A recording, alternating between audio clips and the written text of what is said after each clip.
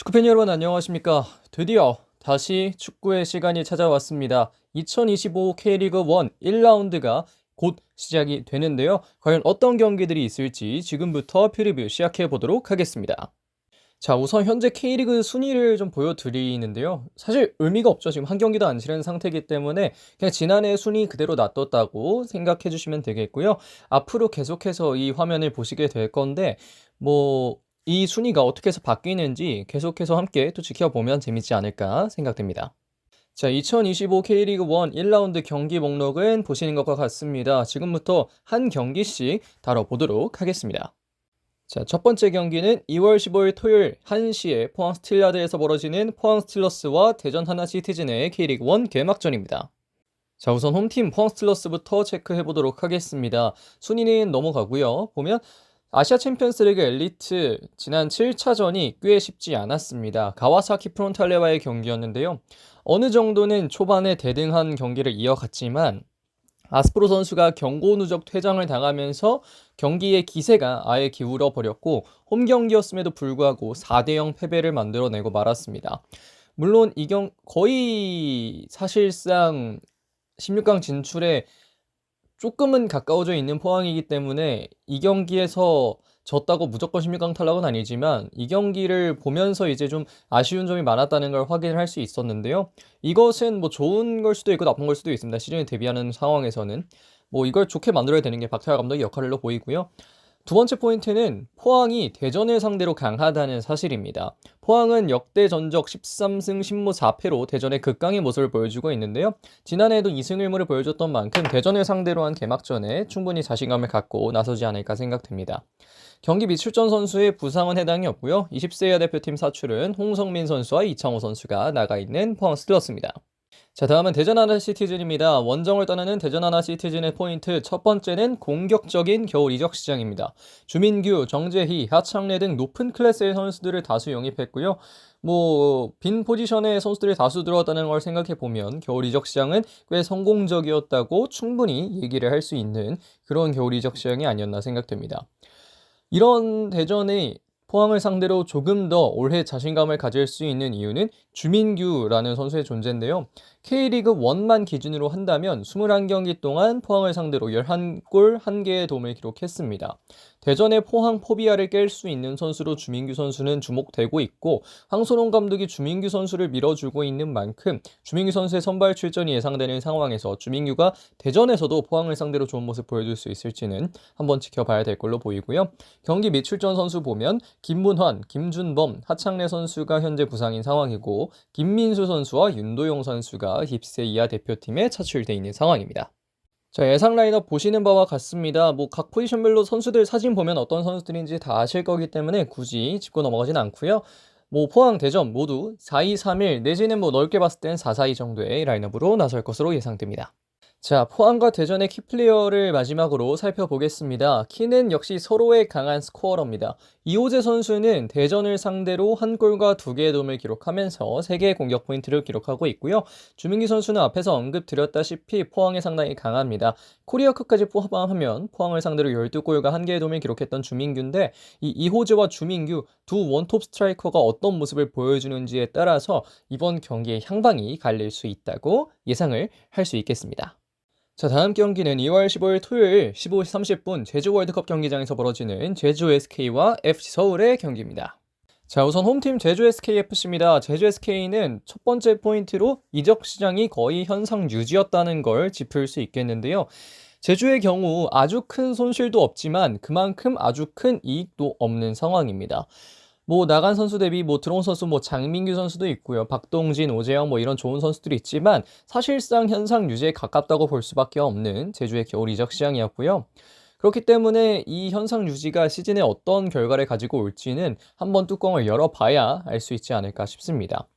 두 번째 포인트로는 박동진의 서울 상대가 있습니다. 서울에서만 112경기를 소화하면서 서울을 굉장히 잘 알고 있는 특히 김기동 감독 체제 하에서의 서울도 경험을 해봤기 때문에 어떤 서울을 잘 안다는 입장에서는 박동진이 제주에서 뛰고 있다는 것이 좀 도움이 되지 않을까 싶은데요. 이 두 가지 포인트 집중해서 보시면 경기 좋게 볼 수 있을 것 같고요. 경기 미출전 선수 보면 부상을 입은 게 이제 유리와 김주공 둘 다 매치핏이 불확실합니다. 뛸지 안 뛸지 잘 모르겠는데 아마 안 뛸 가능성이 높아 보이고요. 징계나 20세 이하 대표팀 차출은 현재 없는 상황입니다.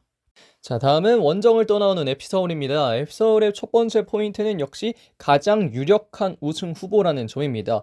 겨울 이적 시장 기간 확실한 보강에 성공을 했고요. 그리고 김기동 감독의 2년 차가 접어들었다는 점에서 FC서울은 이번 시즌 굉장히 좋은 스타트를 할 수 있을 거라는 생각을 하고 경기에 들어설 수 있을 것으로 보이는데요. 심지어 FC서울은 제주를 상대로 하지만 강세를 보이고 있습니다. 역대 전적으로는 거의 승률이 제주나 서울이나 비슷하긴 하지만 어쨌든 1승을 더 많이 한 상황이고요. 지난해 2승 1패를 기록하면서 어쨌든 상대 전적에서는 우위를 가져가고 있는 만큼 서울은 제주를 상대로 어느 정도는 자신감을 좀 갖고 경기를 치르지 않을까 생각이 되고요. 경기 미출전 선수를 보면 부상은 딱히 없는 상황이고 20세 이하 대표팀의 강주혁 그리고 배현서 선수가 차출된 FC서울입니다. 자, 예상 라인업 보시는 바와 같습니다. 이 두 팀이 지금 K리그 홈페이지에 선수 사진을 더 업데이트를 안 해놨더라고요. 그래서 지난해 사진이 좀 섞여 있는 거 좀 이해를 부탁드리고, 제주는 4-2-3-1 내지는 4-4-2, 그리고 서울의 경우에는 4-2-3-1 정도로 나설 것으로 예상이 됩니다. 자, 이 두 팀의 키플레이어는 역시 넘버 10, 10번을 달고 있는 에이스 플레이메이커입니다. 제주는 10번 남태희, 그리고 서울의 10번 린가드 선수가 경기를 어떻게 풀어가느냐가 양 팀의 입장에서는 경기의 향방을 가로지는 데 상당히 중요하게 여겨질 수 있을 것으로 보이는데요. 우리 대표팀에서도 에이스 역할을 하면서 좋은 모습을 많이 보여줬던 남태희, 그리고 프리미어리그 경험까지 하고 스타성을 지속적으로 입증하면서 K리그에 대한 존중심도 보여주고 있는 린가드, 어떤 선수가 더 활약하는지에 따라서 이번 경기 성패를 확인할 수 있을 것으로 보입니다. 자, 세 번째 경기는 2월 15일 토요일 16시 30분 광주 월드컵 경기장에서 벌어지는 광주FC와 수원FC의 경기입니다. 자, 우선 홈팀 광주FC부터 보도록 하겠습니다. 광주FC는 좀 부정적인 포인트가 많죠. 아무래도 이적 시장에서의 출혈이 컸던 것이 가장 첫 번째로 볼만한 포인트겠습니다. 이희균, 허율, 정호연 이 선수들이 모두 이적을 했고요. 두현석 선수 역시 공익금으로 빠져나가면서 이 베스트 11에 들었던 여러 선수들이 한 번에 빠져나가는 그런 악재를 겪어야만 했는데요. 그렇게 어느 정도는 그 빈 자리에 대해서는 숫자적으로 보강을 했지만 아시아 챔피언스리그 엘리트를 통해서 출혈이 조금 더 커졌습니다. 기존 부상자만 해도 가브리엘, 이강현, 최경록 이런 선수들이 있었는데 거기에 변준수, 유재호까지 아시아 챔피언스리그 엘리트 산동 타이산 원정에서 부상을 당하면서 안 그래도 얇았던 스쿼드가 더 얇아지게 되는데요. 경기 미출전 선수를 보면 제가 앞서 언급했던 5명의 부상 선수들, 이 선수들이 경기 출전하지 못할 것으로 보이고요. 징계나 20세 이하 대표팀 차출은 현재 없는 광주FC입니다. 자, 다음은 원정을 떠나오는 상대팀 수원FC입니다. 수원FC의 포인트를 보자면 역시 겨울 이적 시장 기간에 외국인 선수 강화를 들 수 있겠습니다. 사실 지난 시간 동안 특히 지난 시즌에 김은중 감독의 마음에 드는 선수 영입은 안데르손밖에 없다고 얘기해도 될 만큼 지난해 수원FC의 외국인 라인업은 정말 쉽지 않았는데요. 이번 겨울 이적 시장에는 그래도 약간 달라진 모습을 최준호 단장이 보여줬습니다. 안데르손은 지금 여러 측면에서 좋지 않은 상황이지만 어쨌든 팀에는 남아있고요. 사박, 오프키르, 아판다 선수가 합류하면서 외국인 선수 라인업이 그래도 이전보다는 꽤나 강력해졌다는 것을 이번 시즌에는 확인할 수 있을 것으로 보입니다. 그리고 지난해보다 이제 보면 광주FC를 상대로 역대 전적에서는 좀 밀리고 있는 수원FC인데 지난해에는 2승 1패로 수원FC가 좀 앞서 나갔거든요. 두 팀의 경기에서 무승부는 그렇게 많지 않았다는 점에서 이러한 상대 전적, 그리고 광주FC는 오히려 전력이 좀 약화된 반면 수원FC는 약간의 강화가 있었다는 점이 수원FC에게는 조금 더 긍정적인 포인트로 다가올 수 있을 것으로 보이는데요. 사박 그리고 안데르손 선수는 현재 출전 불확실한 상황이고 징계나 20세 이하 대표팀 차출은 없는 상황입니다. 자, 예상 라인업을 보면 이렇게 나오는데요. 광주는 4-4-2 그리고 수원FC는 4-2-3-1 정도가 예상되는 그런 상황입니다. 자, 이 경기 키플레이어를 보면 역시 좀 중원에서의 싸움이 좀 중요할 거라는 생각이 듭니다. 그렇기 때문에 중원 핵심의 선수들을 뽑아봤는데요. 광주에서는 미드필더 박태준, 그리고 수원FC에서는 윤빛가람 선수가 키플레이어라고 볼 수 있겠습니다. 현재 광주FC의 경우 중원에서는 뭐 이적을 통해서 정호연, 이희균 이런 선수들이 빠져 있는 상황이고, 그리고 이강현 선수도 부상으로 빠져 있는 지금 상황에 박태준 선수의 파트너로는 문민서 선수가 나올 것으로 보이는데, 문민서 선수가 아무리 좋은 선수라고 해도 아직은 좀 어린 선수이기 때문에 박태준 선수가 지난해부터 광주에서 중원에 힘을 불어 넣어줬기 때문에 이번에도 박태준 선수가 어떻게 경기를 풀어주냐에 따라서 광주의 경기력이 달라질 수 있을 것으로 보이는데요. 반면에 윤빛가람 같은 경우에는 예전보다는 다소 떨어졌다는 이야기가 있지만 여전히 클래스는 높은 선수입니다. 그렇기 때문에 이 두 명의 선수의 활약에 따라서 광주FC와 수원FC의 경기가 향방이 갈릴 수 있을 것으로 보입니다. 자, 다음 경기는 이제 드디어 일요일로 넘어갑니다. 2월 16일 일요일 14시 울산 문수축구 경기장에서 벌어지는 울산 HD와 FC 안양의 경기입니다. 자, 우선 울산 HD부터 보도록 하겠습니다. 울산 HD의 포인트를 보자면 역시 첫 번째는 스쿼드의 세대 교체겠죠. 겨울 이적 시장 기간 동안 연령대가 전반적으로 낮아졌습니다. 조수혁, 김기희 뭐 이런 선수들이 팀을 떠났고요. 많이 빠르게 뛰는 선수들이 증가하면서 연령대도 낮아지면서 활동 반경도 넓어졌고 뛰는 양도 좀 많아진 울산 HDFC입니다. 김판곤 감독의 입맛에 어떻게 보면 좀 잘 맞는 선수들이 들어왔다고 볼 수 있겠고요. 하지만 아시아 챔피언스리그 엘리트 7차전에서는 상처만 남았습니다. 물론 뭐 일진급을 데려가진 않았다고 하더라도 경기를 결국 패배했기 때문에 아시아 챔피언스리그 엘리트 조별리그 탈락이 확정됐고, 그 과정에서 대체가 불가능하다고 여겨지는 2024 K리그1 MVP 조현우 선수가 코에 부상을 당하면서 이번 경기는 물론 앞으로의 몇 경기들도 뛰지 못하는 그런 상황이 발생하게 됐는데요. 아시아 챔피언스 리그 엘리트에서 부상을 당한 조현우 선수 외에 뭐 출전하지 못하는 선수는 없지만 조현우 선수의 출혈이 상당히 큰 울산 HDFC입니다. 자, 다음은 FC 안양입니다. FC 안양은 울산 HD 원정을 통해 사상 첫 K리그1 경기를 치르게 됐습니다.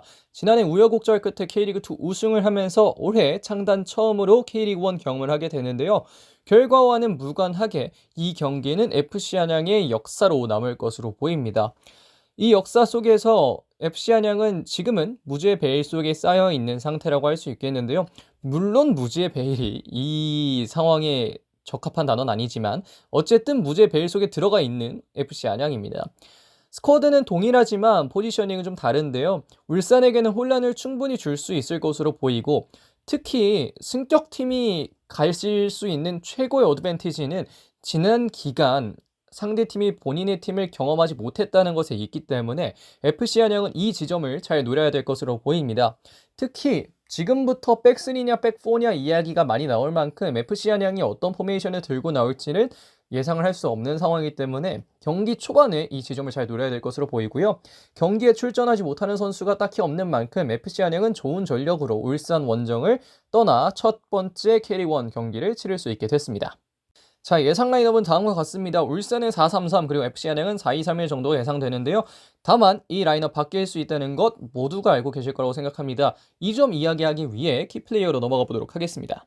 자, 이번 경기에서 가장 중점이 되는 건 양 팀이 백3를 들고 나오냐 백4를 들고 나오냐에 달려 있습니다. 바로 이 두 명의 선수가 양 팀의 포메이션을 판가름할 수 있는 존재가 될 걸로 보이는데요.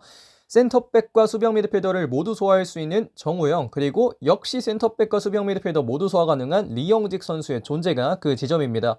정우영 선수는 지난 아시아 챔피언스리그 엘리트 매치데이 7에서 센터백으로 나오면서 이 선수가 센터백으로 기용되느냐 미드필더로 기용되느냐 이 지점에 조금 더 혼란을 줄 수 있게 됐고요.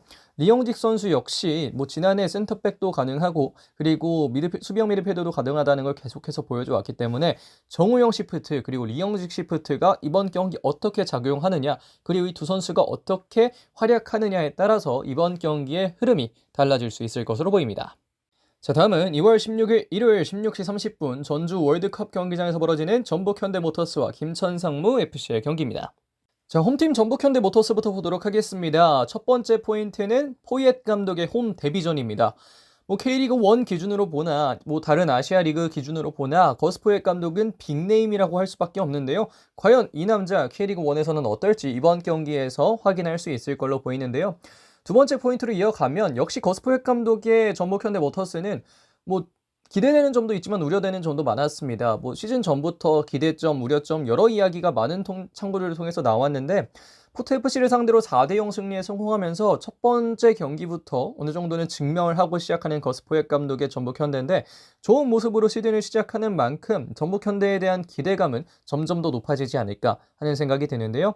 현재 부상 선수는 김태현 선수가 현재 좀 불확실한 상황이고 이수빈 선수는 아마 전북현대에서 뛰지 못한 상황에 김천상무로 입대하지 않을까 하는 예상이 있는 상황입니다. 그리고 20세 이하 대표팀에 진태호 선수가 차출되어 있고요. 진기 선수는 없는 전북현대입니다. 자, 다음은 원정을 떠나는 김천상무입니다. 김천상무의 첫 번째 포인트는 시즌을 풀전력으로 시작한다는 점입니다. 사실 전지훈련에서는 다소간 아쉬움이 있었습니다. 베트남에서도 그렇고 그리고 한국 돌아와서도 그렇고 잔디 컨디션이나 날씨 컨디션으로 인해서 팀이 온전하게 훈련을 모두 다 진행하는 데에는 어려움이 있었는데요.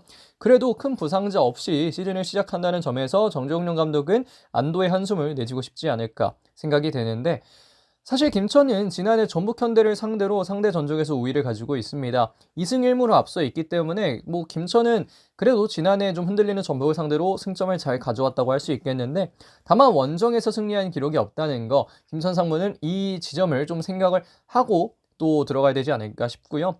현재 앞에서 말씀드렸다시피 큰 부상자 없는 상황이고 진규 선수 없고 20세 이하 대표팀 차출도 없는 상황입니다. 자, 예상 라인업 다음과 같습니다. 전북현대 4-1-4-1 그리고 김천상무는 4-2-3-1이 예상되는 두 팀의 예상 라인업입니다. 물론 라인업은 여전히 바뀔 수 있습니다. 자, 이 두 팀의 경기에서 볼만한 건 두 판타지스타의 대결이 아닐까 싶습니다. 전북현대에서는 11번 이승우 그리고 김천상무에서는 14번 이동경이 핵심이 되지 않을까 하는 생각이 드는데요. 이승우 선수 역시 98년생 선수들 중에서는 가장 주목받았던 선수고 그리고 실제로도 좋은 능력을 보여주고 있고 지난해 전북에서는 좀 쉽지 않은 시간들이 있었지만 올해 거스포획 감독 체제 하에서는 좀 다른 모습을 보여줄 수 있지 않을까 생각이 되고요. 반면에 이동경 지난해 정말 최고의 활약을 선보였습니다. K리그1 베스트에도 들어왔을 만큼 이동경 선수의 활약이 좋았는데요. 과연 전북현대를 상대로 김천상무 이동경이 어떤 모습을 보일지 기대가 되는데 이 두 선수가 경기를 어떻게 풀어가느냐에 따라서 경기의 우세가 갈릴 수 있을 것으로 보입니다. 자, 마지막 경기는 2월 16일 16시 30분 대구 IM뱅크파크에서 벌어지는 대구FC와 강원FC의 경기입니다. 자, 우선 홈팀인 대구FC부터 보도록 하겠습니다. 대구FC의 포인트 첫 번째는 역시 백4입니다. 정말 긴 시간 3백 내지는 5백을 사용했던 대구FC 선수비 후역습으로 경기를 치르는 상황이 많았는데요. 과연 박창현 감독의 보다 공격적일 수 있는 백4는 어떤 모습일지 그리고 안정성을 잘 유지할 수 있을지 이 지점을 좀 주의 깊게 살펴봐야 될 걸로 보이고요. 아직 전력이 불안정하다는 점은 다소 아쉬운 점입니다. 이적 시장에서 드라마틱한 변화를 가지기 어려웠던 대구FC이기 때문에 백4로 변화를 하는 지점에서 과연 이 변화에 특징적인 포인트를 줄 수 있을까 하는 생각이 좀 드는 상황인데 이런 것들까지 박찬현 감독이 잘 고려해서 경기를 치르겠지만 이런 지점을 좀 생각은 해봐야 한다 정도로 얘기를 할 수 있겠습니다. 경기 미출전 선수를 보면 김진혁 그리고 박대훈, 에드가 선수까지 좀 부상이 있는 상황인데 에드가는 출전할 수도 있기 때문에 이 점 좀 놔두도록 하겠고요. 20세 이하 대표팀 차출은 박상영, 심연원, 손승민 선수가 나가 있는 대구FC입니다. 자, 다음은 대구 원정을 떠나는 강원입니다. 강원의 첫 번째 포인트는 정경호 감독입니다. 지금까지는 감독 대행으로만 K리그1에서 감독으로 지휘를 했었는데 첫 공식 감독 데뷔전을 시작하는 만큼 이 데뷔전이 어떨지가 좀 기대가 되는데요. 강원FC 정경호 본체설 이게 과연 진짜인지 아닌지 좀 판가름할 수 있는 상황이 될 걸로 보이고 우측 라인을 어떻게 정립하느냐가 좀 중요해 보입니다. 지난해 황문기, 양민혁 라인은 준우승의 기반이 되었었는데요. 과연 올해는 어떻게 흘러갈지 이 부분 좀 주의 깊게 봐야 될 걸로 보이고요. 경기 미출전 선수 보면 강윤구 선수가 좀 뛸 수 없는 부상이 있는 상황이고 윤일록, 마리오 그리고 여기에 호마리우 선수까지 매치핏이 불확실한 상황입니다. 그렇기 때문에 이 선수들 출전 불가능할 수 있다는 점을 생각하면서 경기 봐야 될 것 같고요. 20세 이하 대표팀 차출은 센터백 신민아 선수가 돼 있는 상황입니다. 자, 양팀의 예상 라인업 다음과 같습니다. 두 팀 모두 4-2-3-1을 들고 이번 경기를 맞이하지 않을까 생각됩니다. 자, 이번 경기 키플레이어는 좀 수비진 리더에 있다고 생각합니다. 대구의 박차현 감독 그리고 강원의 정경호 감독. 박차현 감독은 백4로 시작하는 첫 번째 시즌이 될 거고 강원의 정경호 감독은 공식 감독을 맞이하는 첫 번째가 될 텐데 이런 경기들에서 가장 중요한 건 득점도 득점이지만 수비진의 안정성입니다. 그렇기 때문에 수비진의 리더가 될 까이오 그리고 이기혁 선수를 수비진의 키플레이어라고 볼 수 있겠는데요. 이 두 명의 선수가 얼마나 수비진을 잘 이끌어주느냐, 얼마나 단단하게 뒤를 막아주느냐에 따라서 이번 경기의 향방 갈릴 수 있을 것으로 보입니다. 자, 여기까지 K리그1 1라운드 프리뷰를 진행했습니다. 꽤 오랜 시간 진행했더니 저도 오랜만에 좀 목이 아픈데요. 과연 K리그1 1라운드 정말 오랜 기간 기다려온 만큼 좀 기대가 되는데 어떻게 흘러갈지 한번 다 함께 지켜보면서 이번 경기들 살펴볼 수 있었으면 좋겠습니다. 자, 이번 영상은 여기서 마무리하겠습니다. 고맙습니다.